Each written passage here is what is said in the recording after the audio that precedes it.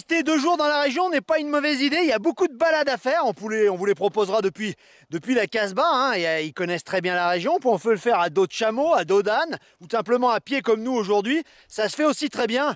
Et vous avez des points de vue, on s'éloigne du village de quoi, une petite demi-heure de marche, exceptionnel. Alors ces 2 jours à Aït Benadou vont nous faire du bien, on se repose un peu et en même temps on marche aussi.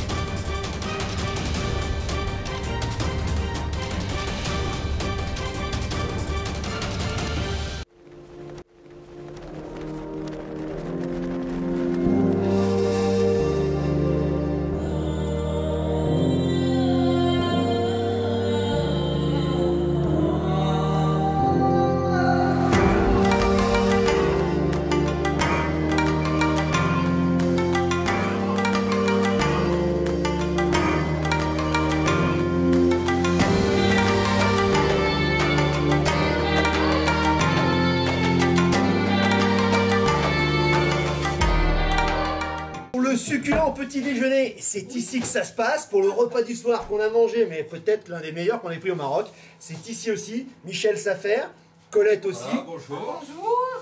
Vous allez vous régaler. N'hésitez pas à prendre la demi-pension, très franchement. Surtout en ce moment, quand tout ferme à 21 h avec le Covid, mais même en temps normal. Mangez ici et vous ne regretterez pas. En tout cas, notre petit-déj se prépare. Multiples confitures, thé à l'amande, des crêpes, enfin. Et puis, c'est comment son prénom? Maria. Il y a Maria qui Maria. prépare des crêpes. Alors on adore les crêpes de Maria, je vous le dis tout de suite.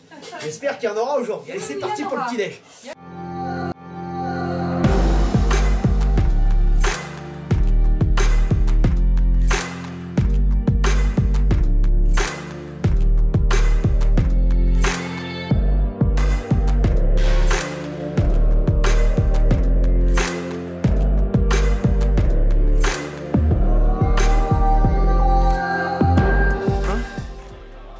On est dans l'Oued, la lumière du soleil est exceptionnelle.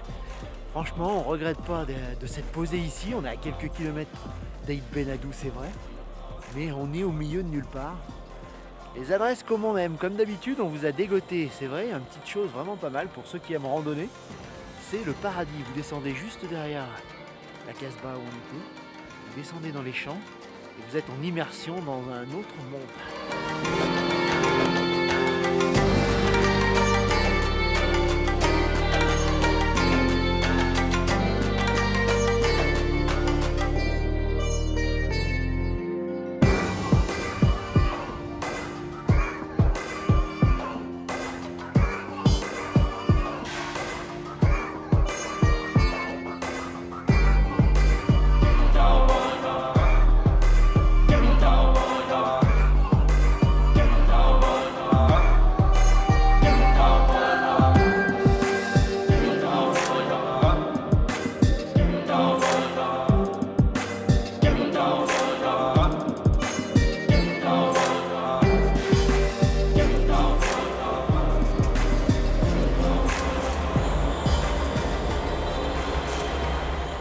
Sont si belles qu'on dirait qu'elles ont été retouchées. Et non, je vous rassure, on a retouché que dalle. Mais c'est vrai qu'au petit matin, les couleurs sont sublimes. Il y a de tout, il y a du rose, il y a du violet, il y a du vert. C'est une vraie, allez, un vrai panel de peintres. On dirait que ici, le bon Dieu s'est amusé à peindre des petites merveilles au petit matin.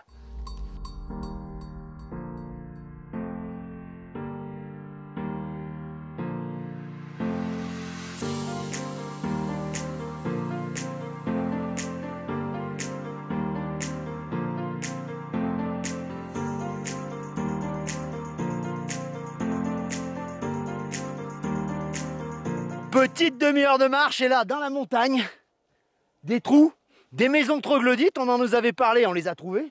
Oh, vertigineux, le chemin pour y monter. Hein, c'est pas piquer des vers, mais l'aventure est au bout du chemin. On va aller voir ce que c'est quand même. Ça nous intrigue et jusqu'à maintenant, de sortir un peu des sentiers battus, ça nous a plutôt réussi. Allez, c'est parti.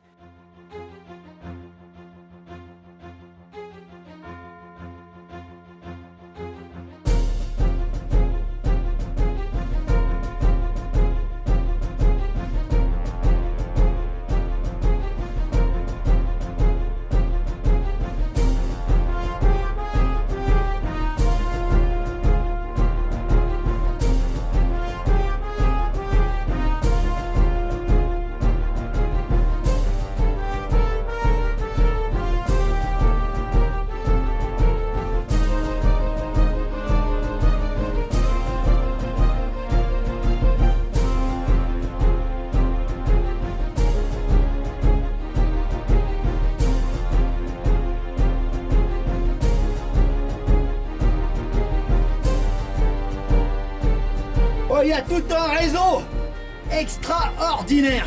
Juste au-dessus de la porte, levez la tête, il y a un étroit boyau qui permet de monter dans les galeries.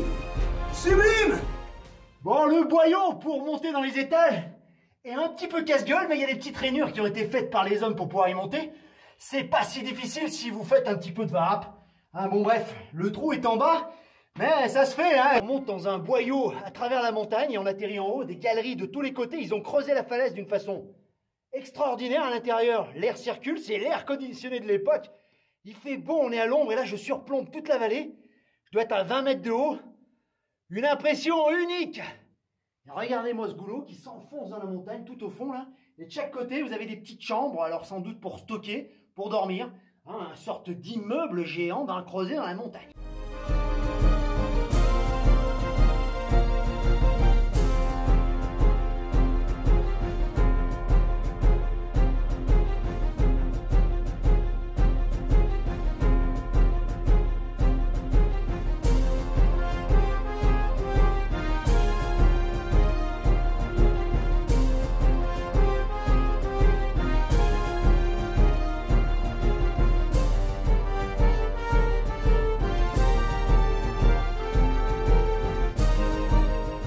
C'est facile à trouver finalement avec un petit peu de bon sens, hein, d'accord, mais c'est l'un des grands moments de notre voyage au Maroc. Hein, quand rien n'est prévu, tout est possible. On grimpe et on arrive là-haut dans des boyaux interminables. Et c'est vrai que de là-haut, la sécurité, il devait voir toute la vallée. C'était une vue imprenable, une position stratégique. Et dedans, il y a je ne sais pas combien de chambres ou de chambres de dépôt, j'en sais rien, mais très très nombreuses.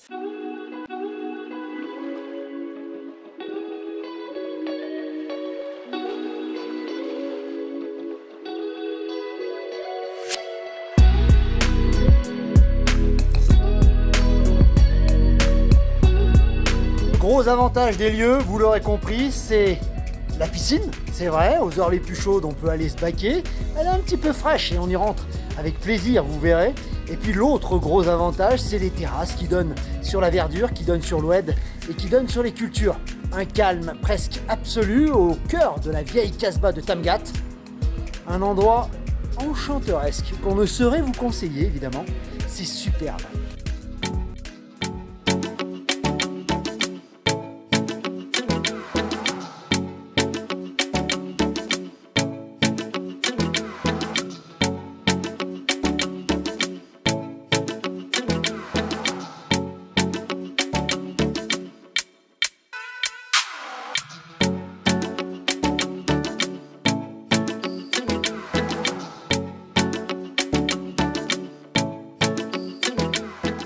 Tamgat est un petit peu ruiné, il faut bien reconnaître, hein, c'est pas celle d'Aïd Benadou, mais l'endroit pour loger, pour aller dans la Palmeraie, en tout cas dans l'Oued, est exceptionnel. Donc c'est l'endroit qu'on a choisi pour pouvoir y dormir.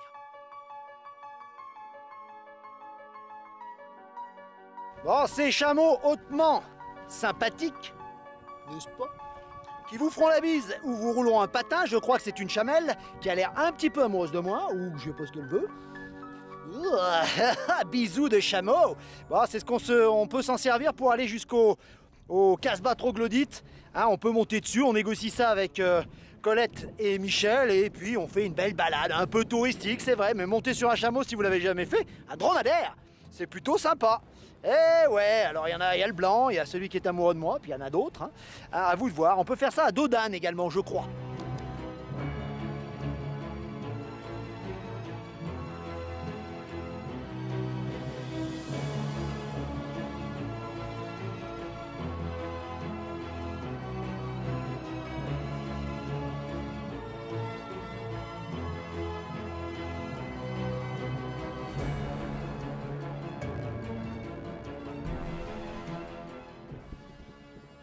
Bon, il reste pas grand-chose de la belle Casbah du Glaoui, ici à Tamdat. Mieux restauré à Telouet, on y sera demain. Mais c'est encore de la gueule, il y a un petit vieux en bas qui garde un petit peu l'accès. On peut y rentrer, aller voir un petit peu, imaginer le lustre d'antan. Il reste encore quelques belles décorations, un peu de couleur. Or, sur les toits de la Casbah, une très belle vue. Sur le village, sur les hôtels qui sont juste derrière. Le grand hôtel en forme de Ksar est une construction récente, un peu mégalomane. Bon, ça fait un beau point de vue. Bon, ça va, ils ont un peu respecté, même si la structure est en béton, ils ont un peu respecté les couleurs locales.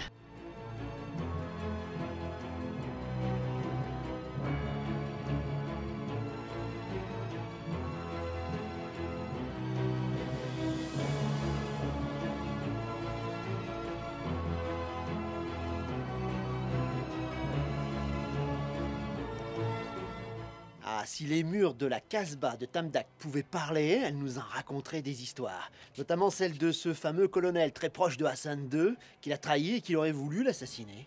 Toute sa famille a été enfermée ici pendant des années, on est dans les années 50, d'accord en effet, la Casbah a longtemps été transformée en prison.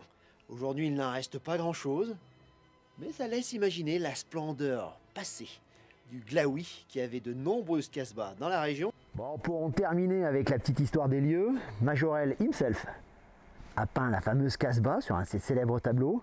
Et le général dont je vous parlais tout à l'heure, c'est Oufkia. Sa famille en a payé le prix, il a osé, évidemment, il a osé s'attaquer à Hassan II. Et quand je vous parlais des scènes de la vie quotidienne, vous les avez juste en dessus de la terrasse où on prend le petit-déj. Si c'est pas le top, ça. Si vous décidez d'en savoir un peu plus sur le nom sanglant des Oufkirs, ce livre est sorti, celui de sa fille, Malika, qui avait 5 ans à l'époque. Sachez qu'elle a passé près des 2/3 de sa vie en prison, et notamment une partie à Tamgart, où nous sommes aujourd'hui. Sachez que cette petite est passée du harem, qui est passée de la cour du roi. Elle avait été en effet choisie pour servir de compagne à la petite princesse, la sœur même d'Hassan II, servir de compagne de jeu et d'études. Hassan l'a quasiment adoptée, l'a élevée quasiment, il faut le dire. Cette petite a ensuite été emprisonnée pendant de longues années, et elle raconte, c'est assez incroyable que ce destin, incroyable de se dire que son véritable père a essayé d'assassiner son père adoptif. Difficile de s'en remettre, vous imaginez, mais on imagine bien quand on visite la Casbah de Tamgart, le salpêtre, le manque d'hygiène, les scorpions, les insectes qui devaient pulluler ici, la chaleur intenable en été, la froideur de l'hiver. La mère et les 6 enfants du général Oufkir ont dû vivre véritablement un enfer. Et c'est ce qu'elle raconte dans son livre, un témoignage d'une histoire marocaine.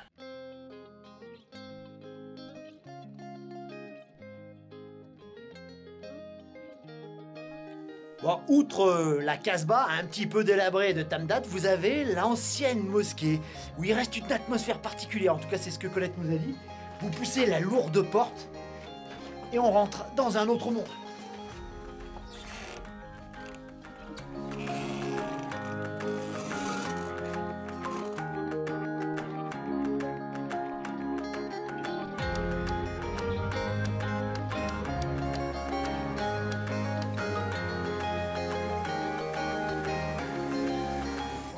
L'ancienne salle des ablutions de la mosquée du village. On pousse la porte, assez impressionnant. On est dans une ancienne mosquée, il y a encore les colonnes. C'est vrai qu'elle a du charme, mais c'est fait frais encore à l'intérieur, quand dehors c'est torride. C'est pas mal.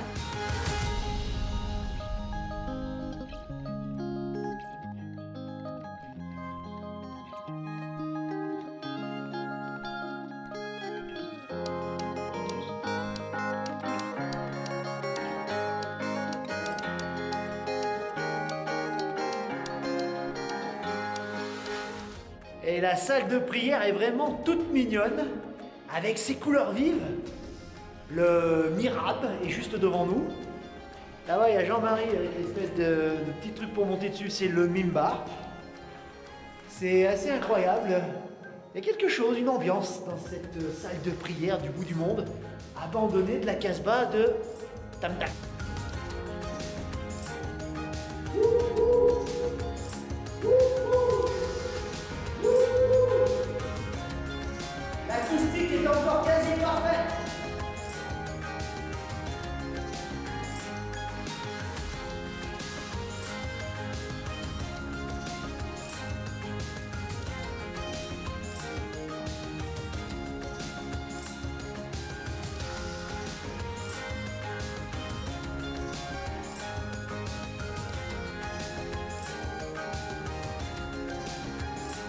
plaisir.